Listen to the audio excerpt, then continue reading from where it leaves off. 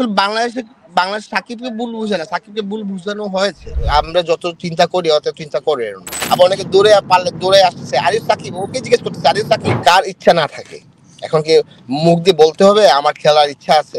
আমাকে একটা বললো যে এই ব্যাটটা দিয়ে যদি মারতে পারো জায়গার মতো ঠিক মতো, বল কিন্তু হারাই যাবে। তেতুল্লাহ আসাদটা খুব খোঁজার চেষ্টা করছে, দোকানে আমরা ঘুরছি কিন্তু পাই নাই। তোর সাথে একটু সাকিব আল হাসানকে নিয়ে কথা বলবো আমরা। গত কয়েকদিন ধরে দেখছি সাকিব আল হাসান। প্রথমে একটু আপনার কাছে জিজ্ঞেস করবো যে আপনি একটা গিফট পেয়েছেন সাকিব আল হাসানের কাছে, সেটা নিয়ে একটা পোস্ট দিয়েছিলেন। এই গিফটটা আপনার কাছে আসলে কত স্পেশাল, এবং আপনার যদি ওইটা নিয়ে একটু ফিলিংটা বলতেন।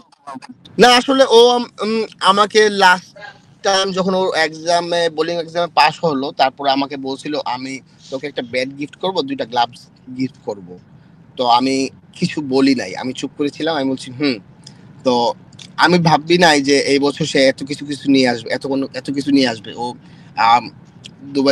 দুবাইয়ের হয়ে খেললো, খেলার পরে ও আমেরিকা চলে গেলে আমেরিকা থেকে আমার জন্য এক্সট্রা একটা ব্যাগ নিয়ে আসলো। তো এটা নিয়ে সে প্র্যাকটিস করার পরে আমাকে বলতেছে এই সবগুলি তোমার জন্য আনছি, তোমার এইগুলি সব নিয়ে নাও। তো আমি আসলে সারপ্রাইজ হয়ে গেলাম যে এত কিছু নিয়ে আসলো।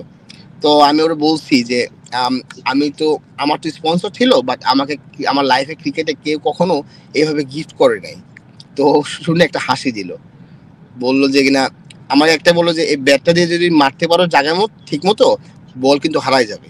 সো এইটাই, আমি আসলে ওর কাছ থেকে এরকম একটা জিনিস পাওয়াটা আসলে আমার জন্য অনেক গর্বের। আপনি কি, আপনার কাছে কি মনে হয় সাকিব বাংলাদেশের সব থেকে সাকিবকে মানুষ সব থেকে বেশি ভুল বোঝায় একজন ক্রিকেটার, যাকে মানুষ জাজ করতে ভুল করে? আসলে বাংলাদেশ সাকিবকে ভুল বুঝে না, সাকিবকে ভুল বুঝানো হয়েছে। তাই কি বাংলাদেশের মানুষ তো, কারণ সবাই তো ওকে অনেক পছন্দ করে। আমি তো ওর অপছন্দের মানুষ দেখি না। আমার কাছে মনে হয় আমরা যে মিডিয়াতে যারা আপনারা যারা সবাই আছেন, আমার কাছে মনে হয় আপনারা যদি একটু সুন্দর করে গুছিয়ে লিখতে পারেন বা জিনিসটা মানে উপস্থাপন করেন, আমার কাছে মনে আরো ভালো হবে। কারণ বাংলাদেশের মানুষ সবাই ওকে পছন্দ করে।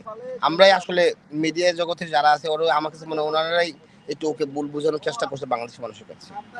গেল 8 দিন আসলে সাকিব নিজেকে প্রিপেয়ার করেছেন ইংল্যান্ডে, এবং আপনার সাথে ছিলেন, আপনিও সাথে ছিলেন ওই সময়। এই 8 দিন আসলে সাকিব নিজেকে কিসের জন্য প্রিপারেশন নিয়েছেন বা কিসের জন্য তৈরি করেছেন, একটু যদি বলতেন। আসলে সামনে অনেক খেলা আছে ওর, সিপিএল আছে, আরো অনেক টুর্নামেন্ট আছে, ফ্রান্সিস লিগ গুলি।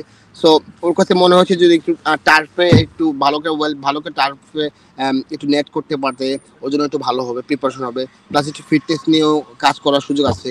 তো এইটাই আর কি, এইটার প্রিপারেশন ছিল যে নেক্সট যে যতগুলো টুর্নামেন্ট আছে সেই জন্য ভালো একটা প্রিপারেশন নেওয়ার জন্য আর কি ইংল্যান্ডে আসা। এই বয়সেও আসলে সাকিবের মধ্যে যে এই তাড়নাটা, এটা আমরা আসলে তরুণদের মাঝেও দেখতে পাই না, কিংবা এই যে পার্সোনালি ট্রেনিং করাটা, এটা বাংলাদেশের ট্রেডিশনে এখনো শুরু হয়নি, কোনো প্লেয়ারই, ম্যাক্সিমাম প্লেয়ারই আসলে করে না। এইটা আপনি আসলে সাকিবের সাথে অন্যদের এই যে ডিফারেন্সটা, এটা আপনি কিভাবে মূল্যায়ন করেন? ও ভেরি ডিসিপ্লিন, ও জানে ওর কখন কোথায় কি করতে হবে, এবং ও জানে যে ওর প্রিপারেশনটা কত দিতে হবে। ও আসলে ক্রিকেটের সাথে কোনো কম্প্রোমাইজ নাই। যদি বলি আমি, ওর খাবারের মধ্যে অনেক রেস্ট্রিকশন আছে।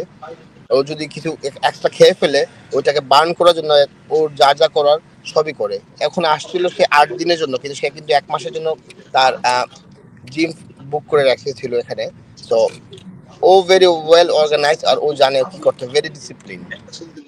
ভাই সাকিব ভাইয়ের কি আসলে, আমি যদি বলি উনি মেন্টালির কথা বলি, মেন্টালি কি আসলে উনি কতটা এই মুহূর্তে ঠিক আছেন, যেহেতু দেশের হয়ে খেলতে চান কিন্তু পাচ্ছেন না? মানে এটা আপনি একটা সাথে নিশ্চয়ই শেয়ার করেছেন, বা এই বিষয়ে কিছু যদি বলেন। ও মেন্টালি অনেক স্ট্রং, আমার চিন্তার অনেক বাইরে, অনেক চিন্তা করে ও। আর আমরা যত চিন্তা করি অত চিন্তা করে না। আমরা আসলে যত ক্রিকেটে আমরা প্র্যাকটিসের সময় আমরা অনেক চিন্তা করি যে এটা এই জায়গায় করতে হবে, ওই জায়গায় করতে হবে, কিভাবে খেলতে হবে। এইগুলি ওইসব নিয়ে কোনো চিন্তাই করে না সে। যখন আসবে দেখা যাবে। ও চিন্তা ভাবনা হচ্ছে যে যখন আসবে দেখা যাবে, সিচুয়েশন যখন আসবে তখন বোঝা যাবে কি করতে হবে। বাট এর আগে এত চিন্তা করে না আমাদের মতো। তিনি কি আসলে দেশের হয়ে খেলার জন্য নিজে আসলে কতটা তিনি এক্সাইটেড, বা ইচ্ছা তার আসলে কতটা, আপনাদের সাথে নিশ্চয়ই শেয়ার করেছেন। শুনেন, কার ইচ্ছা না থাকে? এখন কি মুখ দিয়ে বলতে হবে আমার খেলার ইচ্ছা আছে? একটা প্লেয়ার তো সবসময় চাইবে যে তার দেশের হয়ে খেলার জন্য। তো ওর কি বলতে হবে? আর যদি ও বলে, তো ও কি আসতে পারবে? আপনি আমাকে বলেন। এখন যদি সে বলে হ্যাঁ আমি খেলতে চাই, ও আসতে পারবে? ওর কাজ তো খেলা। ও তো বাংলাদেশকে হয়েছে খেলার জন্য, এত বছর বাংলাদেশের জন্যই তো খেললো। এখন তাকে বলতে হবে যে আমার আসতে হবে, আমি আসবো, খেলবো?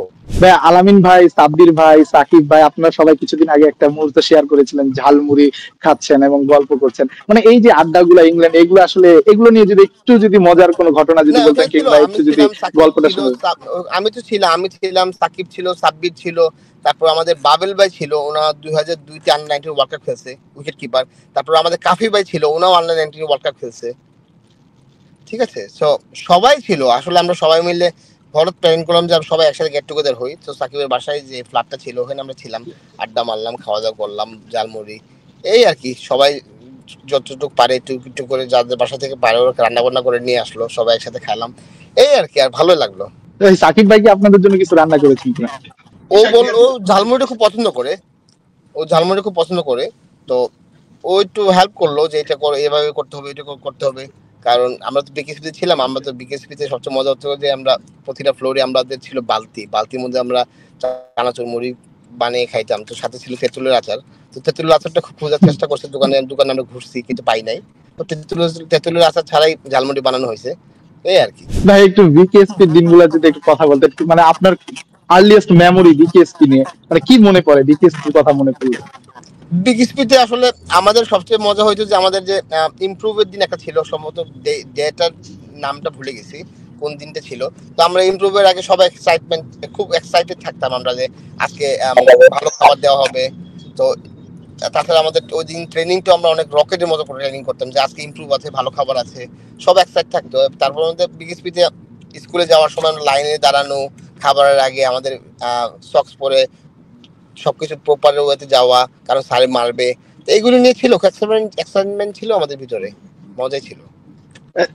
সাকিব ভাই কি সেই সময়টা একটু দুরন্ত ছিল, নাকি উনি সবসময় কম কথা বলতে একটু রিজার্ভ টাইপের ছিল? ফ্রম দ্য বিগিনিং ও সেমই ছিল, কারণ ওর সাথে তো আমার পরিচয় ক্রিকেট দিয়ে 2001 থেকে, আর এখন হচ্ছে আপনার 2025 সম্ভবত। তো 24 বছরের সম্পর্ক। হ্যাঁ, তো এখনো সে সেমই। যখন 2001-এ ছিল, আমরা একসাথে ক্যাম্প করেছি, সবাই আমরা আমাদের রুমে আড্ডা মারতেছি, কিন্তু ওকে দেখতাম ও বিছনায় একা শুয়ে আছে, শুধু কি চিন্তা করতো, নর্মালি সিম্পল থাকতো, আস্তে আস্তে কথা বলতো, কম কথা বলতো, এখনো সেম। ইংল্যান্ডে যে আমরা দেখলাম কিছুদিন আগে একটা বাসের ছবি, মানে ওখানে আসলে তার ফ্যান্স কেমন, কিংবা তিনি যখন রাস্তায় বেরোন আপনাদের সাথে, আপনারা কি একটু বিরক্ত হন কিনা, মানুষ এসে ছবি তুলতে চায়, এমন কোনো না না না না, গল্প যদি মনে পড়ে? ওর ফ্যান এভরিওয়্যার। আমরা যদি ওর বাসা নেওয়া হয়েছিল একটা সম্ভবত যে এরিয়াটায় সবাই প্রায় 99%ই ব্রিটিশ। তো ওইখানেও তো আমরা যখন হাঁটতেছি, মানুষ দেখতেছে, সেলফি তুলতেছে, কথা বলতেছে, are you Shakib, hi I Shakib. আবার অনেক কনফিউজ থাকতেছে যে এটা কি সাকিব, ওরাই কথা বলতেছে, আমরা শুনতেছি। আমাদের ক্রস করে চলেছে, একজন জিজ্ঞেস করছে এটা কি সাকিব সাকিব, আবার একজন বলতেছে নট শিওর। আবার অনেকে দৌড়ে আসতেছে, আর ইউ সাকিব, ওকে জিজ্ঞেস করতেছে আর ইউ সাকিব। তো এইভাবে তো ওর ফ্যান সব জায়গায় আছে। ওকে কেউ জিজ্ঞেস করে যে আমি কি ছবি তুলতে পারি, ওর কথা একটা হ্যাঁ তুলেন, একটা অটোগ্রাফ দিতে পারে, হ্যাঁ নেন, এইভাবে সিম্পল।